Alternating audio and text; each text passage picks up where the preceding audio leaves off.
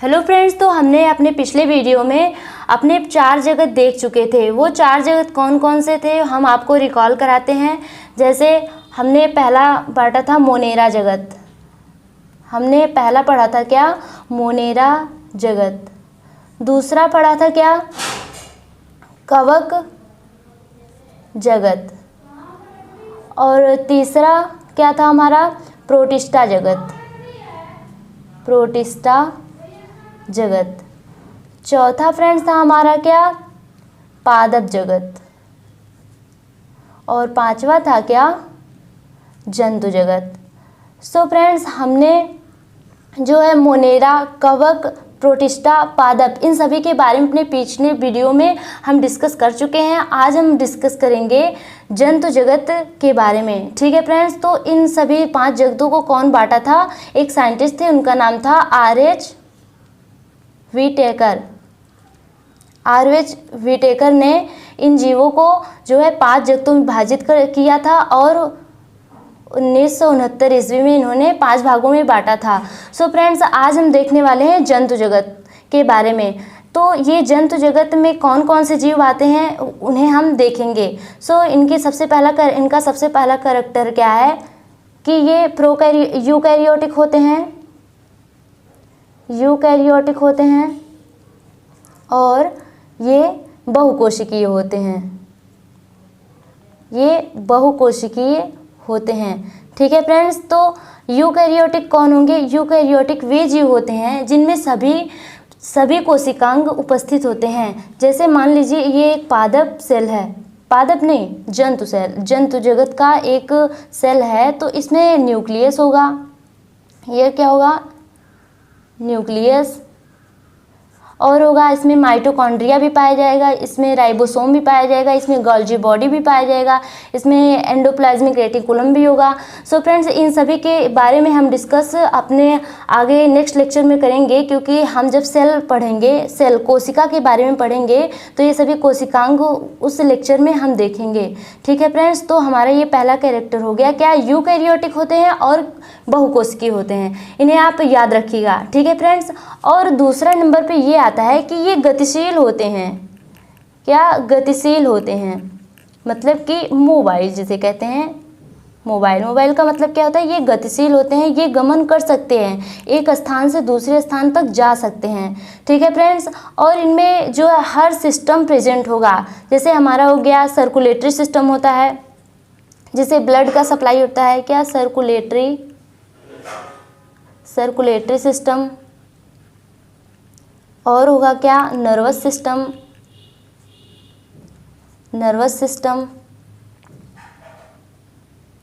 और क्या होगा हमारा? Digestive system. ये सभी सिस्टम फ्रेंड्स इसमें प्रेजेंट होंगे। ठीक है, और ये कैसे अपना ये कैसे अपना प्रजनन करते हैं? इनका प्रजनन 2 प्रकार से होता है। इसमें प्रजनन तो ऐसे 2 प्रकार का होता है। एक होता है एसेक्सुअल रिप्रोडक्शन, और दूसरा होता है सेक्सुअल रिप्रोडक्शन। तो इनमें जो है ये सेक्सुअल रिप्रोडक्शन। ठीक है फ्रेंड्स, तो ये जंतु जगत में जो है जो जीव आएंगे वे सेक्सुअल रिप्रोडक्शन करते हैं और सेक्सुअल रिप्रोडक्शन करके अपने नए संतान को जन्म देते हैं। ठीक है फ्रेंड्स, नए संतान को ये जन्म देते हैं। ठीक है, और जो एसेक्सुअल रिप्रोडक्शन इनमें नहीं होता है। तो इसमें जैसे आएंगे हमारे कई सारे जीव आते हैं, जैसे रेप्टाइल्स हो गए। रेप्टाइल्स का मतलब जो रेंगने वाले जीव होते हैं। मैमल्स आएंगे। मैमल्स का मतलब जो स्तनधारी प्राणी होते हैं। क्या? स्तनधारी प्राणी होते हैं। स्तनधारी प्राणी आएंगे। और क्या? रेंगने वाले जीव आएंगे। ठीक है फ्रेंड्स, और कई सारे जीव आते हैं। यहाँ पर हम लिख दे रहे हैं ईटीसी हो गया, आदि हो गया। तो स्तनधारी प्राणी में कौन कौन से आएंगे? जैसे हो गए मनुष्य हो गए, कुत्ता हो गया। ठीक है फ्रेंड्स, ये आदि हो गए। और रेंगने वाले भी जीव आते हैं, कैसे छिपकली हो गई, जितने भी रेंगने वाले जीव हैं ये सभी इसके अंतर्गत आएंगे। ठीक है फ्रेंड्स, यहाँ पर हम ETC कर देते हैं। तो आप जंतु जगत के बारे में पहला हमारा कैरेक्टर क्या हुआ, यूकैरियोटिक होते हैं, ये बहुकोशिकीय होते हैं। यूकैरियोटिक का मतलब हमने बताया कि एक जो इनकी जो सेल होगी उसमें सभी कोशिकांग उपस्थित होंगे। ठीक है, न्यूक्लियस होगा और इसमें क्या होगा, जैसे राइबोसोम भी होगा, माइटोकॉन्ड्रिया होगा, मतलब सभी जितने भी हैं कोशिकांग वो इनमें प्रेजेंट होंगे। ठीक है, और ये हमने दूसरा कैरेक्टर इसका क्या बताया, ये गतिशील होते हैं, मतलब कि एक स्थान से ये दूसरे स्थान तक जा सकते हैं, ये मोबाइल होते हैं। ठीक है फ्रेंड्स, अब देखिए तीसरे नंबर पे हमारा क्या आता है, इसमें सभी जो है सभी सिस्टम, जैसे सर्कुलेटरी सिस्टम क्या होता है, ये ब्लड का पंप करेगा, ब्लड का सर्कुलेशन करेगा, मतलब रक्त परिसंचरण तंत्र इसे हिंदी में कहते हैं। ठीक है फ्रेंड्स, ये और हमारा नर्वस सिस्टम क्या है, तंत्रिका तंत्र हो गया, ये भी हमारे शरीर में प्रेजेंट होता है। मनुष्य का हमने एग्जाम्पल दिया है ना, इसमें सभी प्रेजेंट होता है। और डाइजेस्टिव सिस्टम मतलब पाचन तंत्र, पाचन भी हमारे शरीर में होता है। तो हमने बताया कि इसमें जो है ये सभी circulatory system, nervous system, digestive system और कई सारे सिस्टम जो है इसमें आते हैं। और हमने प्रजनन बताया क्या, एसेक्सुअल रिप्रोडक्शन और सेक्सुअल रिप्रोडक्शन। तो एसेक्सुअल रिप्रोडक्शन इनमें नहीं होता है, सेक्सुअल रिप्रोडक्शन होता है। सेक्सुअल रिप्रोडक्शन का मतलब क्या होता है, लैंगिक जनन, और इसमें होगा अलैंगिक जनन। इसका मतलब क्या होगा, अलैंगिक जनन, अलैंगिक जनन। ठीक है फ्रेंड्स, तो इनमें कौन कौन से एग्जाम्पल आएंगे, इनके एग्जाम्पल्स हम देखते हैं। क्या, स्तनधारी प्राणी हो गए, रेंगने वाले जीव हो गए, और कई सारे जंतु जगत में कई सारे जीव आते हैं जो इसमें पाए जाते हैं, पृथ्वी पर पाए जाते हैं। तो मनुष्य, कुत्ता हो गए, हाथी, इतने जितने भी आप पृथ्वी पर जीव देखते हैं जो चलते हैं वो क्या है, जंतु जगत में आते हैं, वो क्या है, स्तनधारी प्राणी हैं और रेंगने वाले जीव हैं। तो अब हम आते हैं द्विनाम पद्धति। तो हमने मोनेरा जगत भी पढ़ लिया, कवक जगत भी, प्रोटिस्टा जगत भी, पादप जगत भी और जंतु जगत भी। अब हम आते हैं द्विनाम पद्धति। अब ये द्विनाम पद्धति क्या है, इस पद्धति को दिया था कैरोलस लिनियस नामक एक साइंटिस्ट थे। ये क्या थे, वैज्ञानिक थे। इन्होंने जीवों के नाम की, क्या, जीवों के नाम की द्विनाम पद्धति दी। क्या, जीवों के नाम की द्विनाम पद्धति दी। अब द्विनाम पद्धति का मतलब क्या है, यहाँ पर मतलब किसी भी जीव का नाम दो वर्ड से मिलकर बना होता है। वो वर्ड होगा लैटिन वर्ड होगा। जैसे हम कह दिए मानव का ये तो कॉमन नाम हो गया, मतलब ह्यूमंस, ये क्या है, कॉमन नेम मतलब सामान्य नाम, ये है, ये कॉमन नेम है। तो इसका होमोसेपियन, इसका ह्यूमंस का साइंटिफिक नेम क्या होगा, जिसे द्विनाम पद्धति के द्वारा इन्होंने कैरोलस लिनियस से बताया कि इनका नाम जो होगा होमोसेपियंस।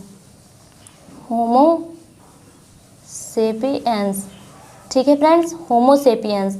तो किसी भी जीव का नाम लैटिन, ये क्या है, लैटिन वर्ड से बना है, लैटिन वर्ड। ठीक है, लैटिन भाषा का दो शब्द है, जिसका ह्यूमंस क्या है, एक है होमो और सेपियंस। तो ये जो होमो है ना, ये दर्शाता है क्या, जीनस,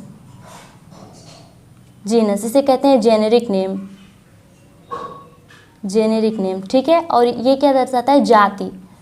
ठीक है, जाति मतलब कि स्पीसीज जो है जाति दर्शाता है, और इसे कहते हैं स्पेसिफिक नेम।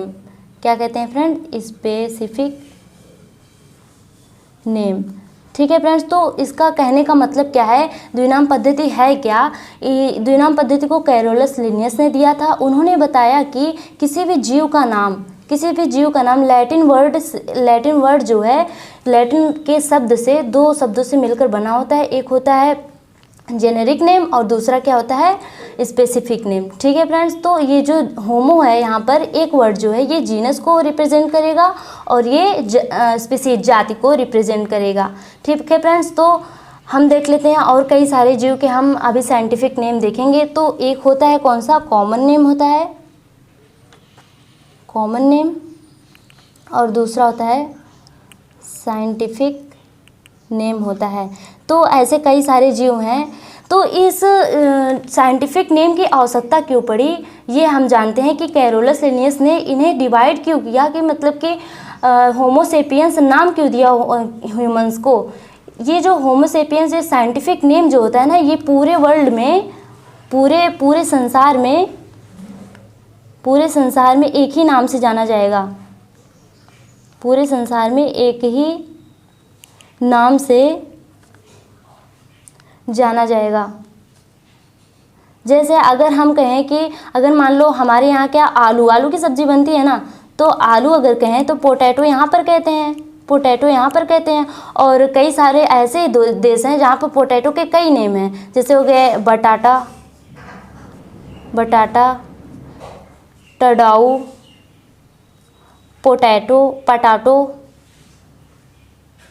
तो कई सारे नेम हैं जो अलग अलग देश में जाने जाते हैं। बट अगर आप आलू का अगर आप साइंटिफिक नेम कह दिए ना, आलू का अगर आप साइंटिफिक नेम कह दिए तो वो पूरे संसार में एक ही नाम से जाना जाएगा। अगर आप आलू किसी भी देश में कह दिए तो आलू उसी साइंटिफिक नेम से जाना जाएगा और सभी समझ जाएंगे। तो अगर हम हमारे देश में, भारत में क्या जाना जाता है, पोटैटो। अगर हम किसी अलग देश में जाएँ, अगर वहाँ पर पोटैटो कहे तो पोटैटो नहीं समझ पाएंगे कि पोटैटो आलू को ही कहते हैं, क्योंकि अलग अलग देश में सभी जो कॉमन नेम होते हैं अलग अलग होते हैं। तो साइंटिफिक नेम पूरे वर्ल्ड में एक ही नाम से जाना जाता है। ठीक है फ्रेंड्स, तो हम कई सारे जीव के साइंटिफिक नाम देखते हैं। तो हम अपने नेक्स्ट पेज पर आते हैं। तो हमारा नेक्स्ट पेज है, तो हम देखते हैं यहाँ पर कॉमन नेम देखते हैं और सबका साइंटिफिक नेम देखते हैं। तो देखिए पहला है हमारा क्या, मैन का। मैन ह्यूमंस को मतलब मानव का नाम है क्या, होमोसेपियंस। होमोसेपियंस है, इन्हें इनके नीचे हम अंडरलाइन कर देते हैं क्योंकि ये गलत माना जाता है बिना अंडरलाइन के। अगर आप इसे लैटिन वर्ड कैसे लिखा जाता है, हमेशा तिरछा लिखा जाता है। जैसे अगर हम लिखें तो होमोसेपियंस ऐसे लिखेंगे,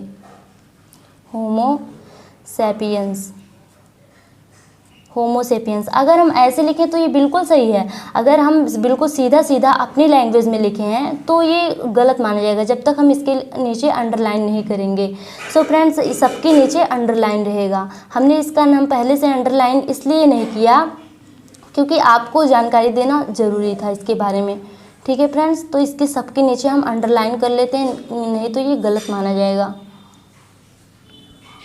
ठीक है फ्रेंड्स, यहाँ पर सब पे अंडरलाइन हम कर लेते हैं। तो हमने देखा क्या, मैन का क्या नाम है, होमोसेपियंस। ठीक है, अब देखिए हाउस फ्लाई मतलब जो घरेलू मक्खी होती है उसका नाम क्या है, मस्का डोमेस्टिका। क्या नाम है उसका, मस्का डोमेस्टिका। हाउस फ्लाई का नाम क्या है, मस्का डोमेस्टिका। इसे आप लर्न रखिएगा, बहुत इंपॉर्टेंट है। होमोसेपियंस हो गया मानव का, और मस्का डोमेस्टिका फ्लाई का, हाउस फ्लाई का हो गया। ठीक है, अब देखिए फ्रेंड्स, यहाँ पर मैंगो हमने उल्टा लिख दिया था, सॉरी फ्रेंड्स इसके लिए। यहाँ पर ये मैंगो जो है ये कॉमन नेम है, ये क्या है, कॉमन नेम है, और इसका साइंटिफिक नेम है मैंगीफेरा इंडिका। क्या फ्रेंड्स, मैंगीफेरा इंडिका। और देखिए फ्रेंड्स, यहाँ पर देखिए मैंगीफेरा जो है ये दर्शाता है जीनस को, और ये दर्शाता है क्या, स्पीसीज को,